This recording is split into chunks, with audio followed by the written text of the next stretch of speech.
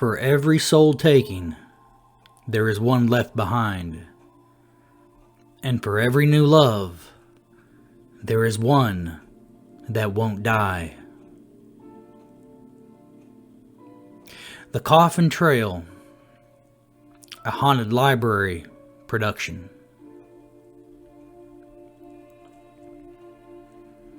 I hadn't been to the Coffin Trail since I was a teenager, but here I was again, back in a town that I could not forget, chasing a memory that I could not heal. My name is Candy and I'm 27 now.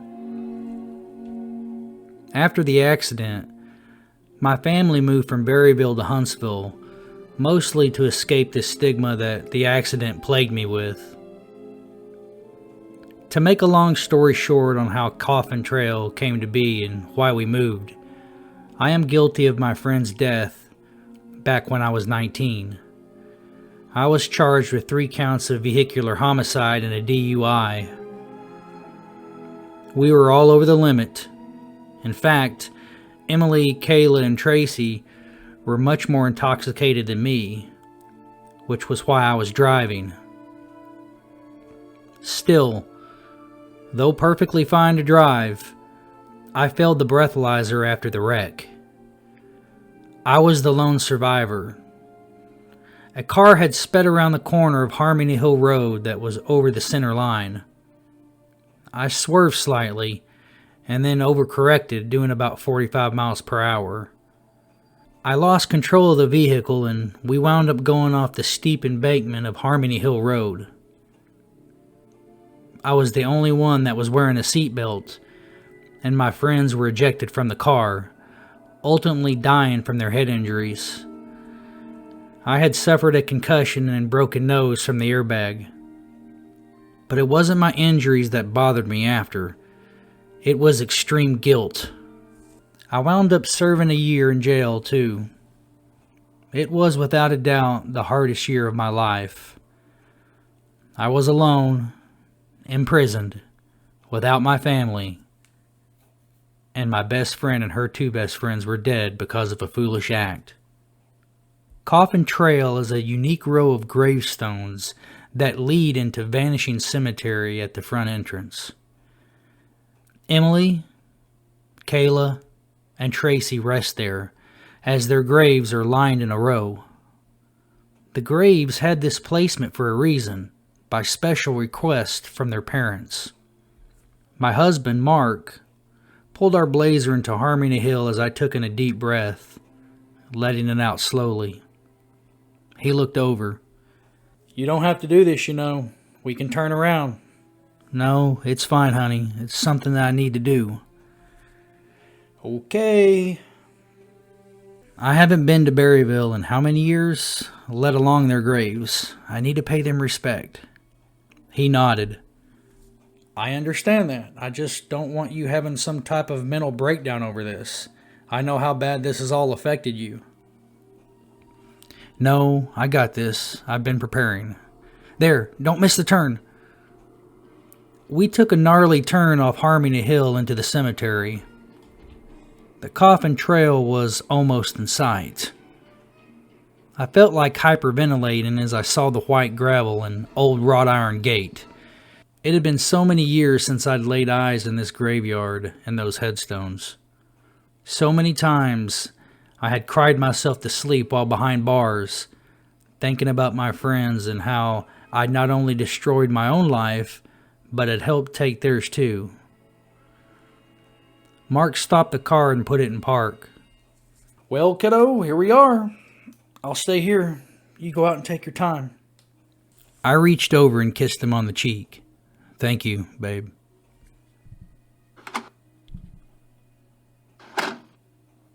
I got out, breathing fresh afternoon country air. Berryville was mostly mountains, and Vanishing Cemetery sat on the highest peak in town. I knelt down by Emily's grave as tears welled up in my eyes. I bowed my head, allowing the tears to flow. Mark got out and had started to console me because it was obvious that I was crying, but he had heard me talking and had gone back to the car. I picked up some old flowers that somebody had put by her grave. The wind had withered and scattered them across the base of the headstone. I arranged them in a pile and tucked them under her picture that her mom had placed there. "Dear Emily," I began, whispering, "I know I've said this so many times before in the past 7 years, but it took a lot of nerve for me to come today and face my fears and my faults. I can never be sorry enough for the decisions I made that night in getting behind the wheel. I would gladly switch positions with you in a heartbeat. You were my life, you were my breath, you were my best friend in the whole world. And when I lost you, I lost a part of myself, and I still haven't recovered that part back yet. I don't know if I ever will." I burst into tears, taking a minute to get my breath. I felt better, but I still felt wrong about it all. I had asked for forgiveness many times before, but it was not the same as actually being here before her grave and confessing my feelings. Composing myself, I looked over at Kayla and Tracy's grave, who had been Emily's best friends. "Kayla, Tracy, I'm sorry, for the millionth time. If I could bring you two back, I would." I inhaled deeply and exhaled slowly, trying to prevent an outright panic attack from this emotional adrenaline rush. I looked back down at Emily's grave and began to pray silently, closing my eyes, shutting everything out. The birds, the wind rustling through the trees, the idling of the car, and the sound of my own whimpers. In a few moments, I was instantly back on Harmony Hill Road. The year was 2011, and it was the best year of my life, and the worst. I was driving, and Kayla and Tracy, both seniors, were in the back seat. Emily was up front with me and lost in song, buzzed and singing with that beautiful voice of hers. It was 12 a.m. and we'd just left a party where we had been drinking. Emily was an inspiring actress who had already landed 2 paying jobs outside the state and had signed a contract for a major motion picture. This was unheard of coming from this town, considering Berryville is still a one-horse country redneck town. But Emily was special. She was one in a million, and I had clung to her the second we had met early in grade school. She was the prettiest girl in high school and the most popular girl in town and this side of Carroll County. I was always second to her, right behind her in popularity and looks, and I was fine with that. I had insisted on us getting a ride, but none of the girls felt comfortable with any of the guys at the party. In the end, they had talked me into driving. I had 4 beers in 2 hours. The girls were pretty shit-faced as they'd been drinking whiskey. I was good to drive, though, and I was not dizzy or even lightheaded. When we hit Harmony Hill Road, which led to Kayla's house, we were all singing to the radio that was blaring. I was with my best friend. We were young and carefree, living in the moment, just 4 teenage girls having the time of their life. Then out of nowhere, headlights were directly in front of me. My first instinct was to brake, which I did, then swerve. But then I had to correct the wheel from going down the embankment, ultimately losing control and going down anyways. It all happened in slow motion. The screams, the panic. I gripped the wheel tight and held on as the car slid and then began to roll down the hill before flipping multiple times. Sounds that stuck out from those 10 seconds were Kayla and Tracy screaming before being thrown, and lastly Emily, screaming my name as she was thrown from her side as the door was ripped off. We were all knocked unconscious. They all died soon after in the hospital. When I finally woke up a day later, I guess I'd been dreaming, because I thought I'd saw Emily standing over me, choking me, cursing me for killing her. Ever since, my life has not been the same, aside from meeting my husband who probably saved me from suicide. It was all too much as I snapped out of the memory and broke down, my body convulsing with every wave of tears. Mark got out again, this time kneeling down and urging me back to the car. Come on, babe. Come on. It's all right. We can come back later. Let's go. Our plans were to stay the weekend at Mark's parents', then go back home Sunday. I didn't know if I could handle 2 days in this town, but I knew I needed to do it. I wasn't always there for my husband the way I should have been. Depression, guilt, and living in the past, exercising these demons that robbed me of living in the moment and appreciating my life. Ever since our arrival, though, I had felt a heaviness on my chest. The graveside prayer and talk had been good until the memory had come flooding back. I needed to go back. I needed to settle this once and for all. What I haven't mentioned is that not only have I been bothered by reoccurring nightmares, most of these nightmares Emily has been vengeful to me, trying to hurt or kill me. I don't know if it's my own consciousness or if it's something that's much more sinister. I know in my heart she would never hurt me. I haven't seen her or anything, but I have felt her presence a few times in the dark of my room as I lie awake, or when I wake up. It's been very heavy on my heart and also very creepy. I decided to do the only thing I knew to do, and that was to go back to the site of the accident. The spot on Harmony Hill Road where we all went off, to finally get everything off my chest and talk to myself in the dark, I guess.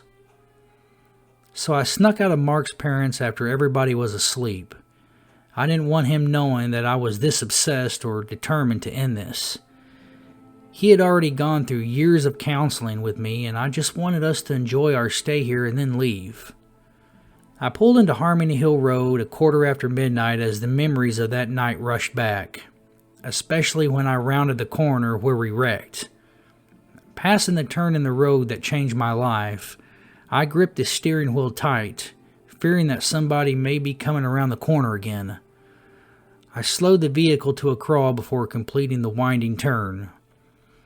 It was obvious I had post-traumatic stress. Before reaching the entry to the cemetery, I saw somebody run across the road into the cemetery. Whoever it was had been fast and swift in their movement. I assumed it were a jogger taking the cemetery for a shortcut. I wasn't too cautious because the shape of the person was that of a woman. I parked the car at the beginning of the Coffin Trail and got out. The moon was out and it was a cool, calm night. I sighed, looking down at Emily's grave. I was just about to squat down when I heard a noise behind me. I jumped and twisted around, my eyes large, expecting to see somebody that had snuck up on me. But I saw nothing. The noise had been footsteps, though. I began to tremble and was suddenly cold. I scanned the graveyard, crossing my arms over my chest. Then I saw the same person at the far end of the graveyard that I saw across the street. The figure was running from side to side, except it was more of a fluid movement, and they were moving at a pace that was impossible. I began to breathe harder as fear shot through me. This was suddenly a very scary situation. My heartbeat increased as I realized it wasn't a person at all. Whoever it was wasn't among the living. I walked towards the entrance, wanting out. My heart was not cut out for this. My closure with Emily and the girls would have to wait. Before I could make it out, I was stopped dead in my tracks, frozen stiff, by the voice of my long-dead best friend. I turned back towards the grave, my skin pricked with goose flesh and every hair on my body on end. I was face to face with Emily's spirit. It didn't resemble her, though. Her body was lit with a light that would illuminate then evaporate, showing only certain parts of her body. I could make out no more of her face than I could the rest of her body, but I knew it was her. She had come to talk to me too. So I stood there, staring death in the eyes, just as I had 8 years ago. Emily, I've come to talk to you, to end this once and for all. I know it's you that's been tormenting me when I sleep, when I'm awake, wherever I go, or whatever I do. The accident was an accident. That man was on our side. Regardless of how much I'd had to drink or not, I would have still turned the wheel or that person would have hit us. It was a reaction. It wasn't my fault. And I am going to move on with my life with or without your approval. Her light began to float towards me. I backed up as my body went stiff. I could see glimpses of her face now, but it was mostly black. I stopped, realizing that I was not going to outrun her spirit. Obviously, she was just as inclined as I was to resolve this. So I stood there, thinking my heart would pump out of my chest, hyperventilating, sweating, as the light came face to face with me. My first sense was smell as I stiffly stared at the bodily light in fear. But then a sense of calm came over me, and I think that was her way of telling me it was okay. I could smell dirt, rotting flesh, and death. Then I smelled the perfume that she had used. It was an old Calvin Klein scent that had been discontinued for the past 10 years. This scent, like any other scent that one hadn't smelt in years, flooded my emotions with memories of the happiest times of my life. My lips began to quiver as I began to break down right there and cry. I closed my eyes as I felt her move through me. It felt like an ice-cold rush of wind. I turned to see the light drift past the coffin row, down the steps of the graveyard, heading towards the turn in the road where the accident happened that fateful night. I wiped my eyes and was relieved that I had calmed down and I could breathe.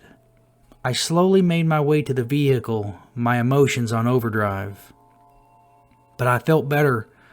I felt like the weight of the world had again been lifted off my shoulders, and I no longer felt guilty. I know in my heart Emily had forgiven me, but I didn't take the chance of seeing her again on the way home. I took the long way back to Mark's parents. Every year, on the anniversary of my friends' deaths, I visit the Coffin Trail. In the daylight, for a few brief minutes, to pay my dues, show my love, and give my condolences to the lost soul of my best friend, Emily Rathburn, and the souls that rest beside her. I love you, Emily, and someday, very soon, we'll be together again.